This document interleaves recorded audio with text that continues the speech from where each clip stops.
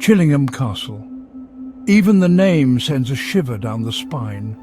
This ancient fortress, with its towering walls and eerie presence, has long been a subject of fascination and fear.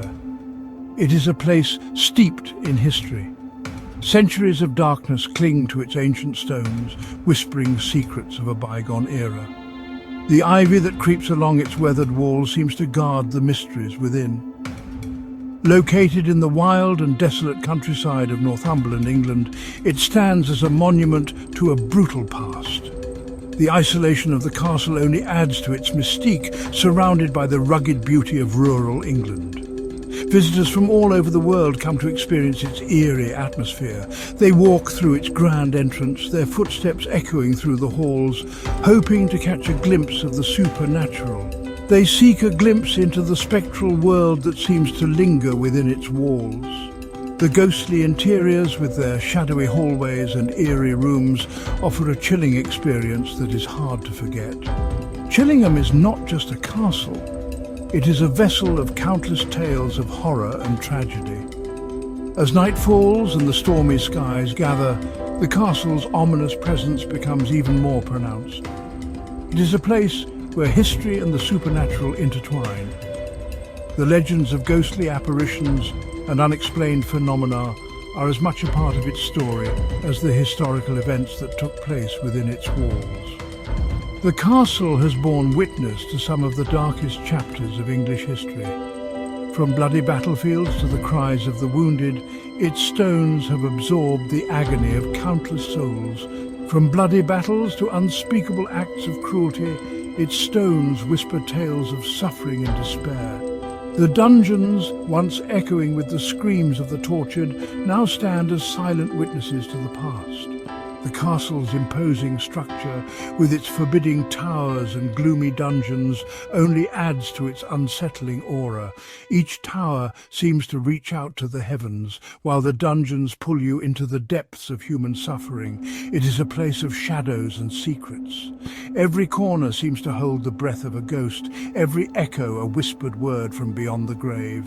The shadows dance along the walls, creating an atmosphere thick with tension. The stories of Chillingham are not for the faint of heart.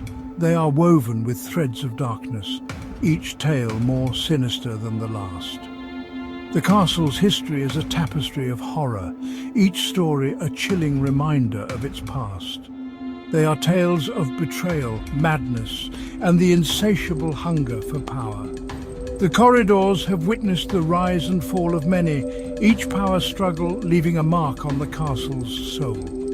But for those brave enough to delve into the castle's bloody past, a terrifying and unforgettable journey awaits. As you explore its haunted halls and dark corners, you become a part of its story, a witness to the echoes of history and the whispers of the supernatural.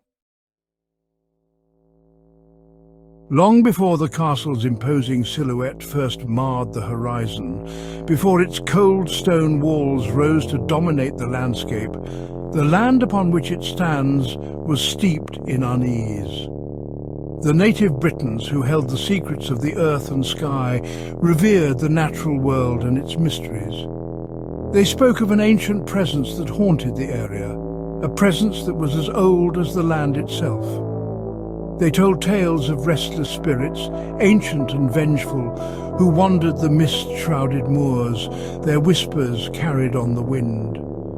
These spirits were said to be the souls of those who had perished in forgotten battles, their anger and sorrow binding them to this realm.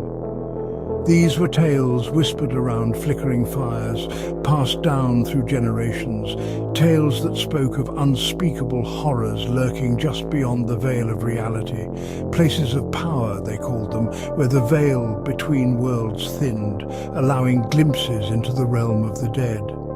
The Britons avoided this land, fearing the wrath of the entities that they believed resided there. They believed that these places were gateways to another world, a world where the dead walked among the living. But fear is a powerful motivator. It can drive people away, but it can also draw them in, like moths to a flame. It can also be a beacon, drawing those who seek to harness the power of darkness. And so it was that this once shunned place, with its dark reputation and eerie atmosphere, became the site for a structure that would embody the very essence of dread: Chillingham Castle. The castle did not simply rise from the earth. It was as if the darkness itself had coalesced, taking the form of cold stone and iron bars. The construction of the castle was a monumental task, undertaken by those who sought to control the power of the land. They believed that by building a fortress here, they could harness the energy of the spirits and bend it to their will. It was as if the darkness itself had coalesced, taking the form of cold stone and iron bars. The castle's walls were imbued with the very essence of fear, each stone a testament to the ancient terrors that haunted this land. It is a testament to the enduring power of fear, a physical manifestation of the ancient terrors that haunt this land. Even today, the castle stands as a reminder of the dark history that shaped it, a place where the past and present intertwine, and where the whispers of the ancient Britons can still be heard on the wind. The castle remains a symbol of the unknown, a place where the boundaries between the living and the dead are forever blurred. In the heart of the 12th century, amidst the turmoil of a turbulent England, Chillingham Castle was born. This was a time when the land was fractured by warring factions and the need for strongholds was paramount. Chillingham Castle emerged as a beacon of strength and resilience, a fortress that would stand the test of time. It was not a structure designed for comfort or elegance, but a fortress, a bastion against the chaos that raged beyond its walls. The castle's primary purpose was defence, and every stone laid was a testament to this singular goal. The architects and builders of Chillingham knew that their creation had to withstand sieges, assaults, and the relentless march of time. Its construction was a testament to the brutal realities of the age. Stone masons toiled day and night, their hands rough and calloused from the laborious task of shaping and placing each stone. The walls they built were not just barriers, but symbols of the strength and determination of those who sought to protect their way of life. Massive stone walls, several feet thick, were erected, designed to repel any assault. These walls were the first line of defence, standing tall and imposing against any who dared to challenge the castle's might. The thickness of the walls was a crucial factor, ensuring that they could withstand the battering of siege engines and the relentless attacks of enemy forces. Narrow arrow slits pierced through the stone, offering glimpses of the outside world while providing a deadly vantage point for archers within. These slits were strategically placed to maximize the effectiveness of the castle's defenders, allowing them to rain arrows down upon attackers while remaining largely protected from return fire. The castle was not simply a defensive structure. It was a living, breathing entity, a microcosm of medieval life. Within its walls, the daily routines of its inhabitants unfolded, from the clanging of blacksmiths' hammers to the quiet prayers of monks in the chapel. The castle was a hub of activity, a place where life continued despite the ever-present threat of conflict. It was an embodiment of power, a statement of dominance over the untamed wilds of Northumberland. The castle's towering presence served as a constant reminder to all who saw it that this was a place of authority and control. It was a symbol of the Lord's power, a visual representation of his ability to command and protect his lands. Within its walls, a labyrinth of twisting corridors and cold, damp chambers took shape. These passageways were designed to confuse and disorient any intruders, making it difficult for them to navigate the castle's interior. The chambers, often dimly lit and sparsely furnished, were a stark contrast to the grandeur of the castle's exterior. A dungeon, carved deep into the earth, became a place of unspeakable suffering. Prisoners were held in these dark, dank cells, often forgotten by the world above. The dungeon was a place of torment, where the cries of the imprisoned echoed through the stone walls, a grim reminder of the castle's darker purpose.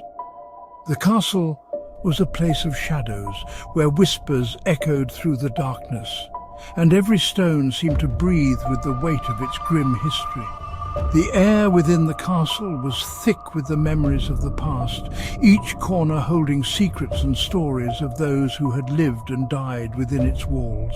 The castle's imposing presence served as a constant reminder of the ever-present threat of violence and instability. It stood as a sentinel, ever watchful, ever ready to defend against any who would dare to challenge its authority. The sight of the castle looming over the landscape was enough to instill a sense of awe and fear in all who beheld it. It was a stark and unforgiving world, and Chillingham Castle stood as its dark sentinel. The castle's very existence was a testament to the harsh realities of medieval life, where survival often depended on the strength of one's fortifications. In this world, Chillingham Castle was both a refuge and a prison, a place of safety and a place of fear. It was a place where fear was not just an emotion, but a way of life.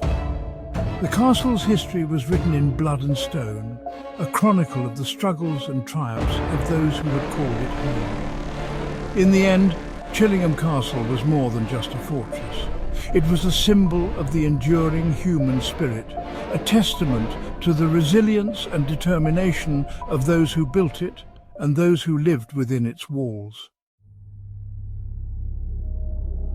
The most enduring tales of horror associated with Chillingham Castle revolve around the 13th century figure of Sir Alaric de Mandeville. A man of immense wealth and power, Sir Alaric ruled Chillingham and its surrounding lands with an iron fist. He was a man consumed by paranoia and driven by a lust for power that knew no bounds. Whispers followed him like shadows. Tales of his cruelty spread like wildfire throughout the land. Peasants spoke in hushed tones of his sadistic tendencies, of the pleasure he derived from inflicting pain and suffering. His dungeons, they said, echoed with the cries of the tortured and the dying. But Sir Alaric's darkness ran deeper than mere cruelty. He delved into forbidden knowledge, seeking power beyond the realm of mortals. He became obsessed with the occult, conducting unholy rituals within the depths of his castle. The castle, already a place of fear and dread, became a breeding ground for something far more sinister. Alaric's thirst for power knew no bounds, and he would stop at nothing to achieve his twisted desires.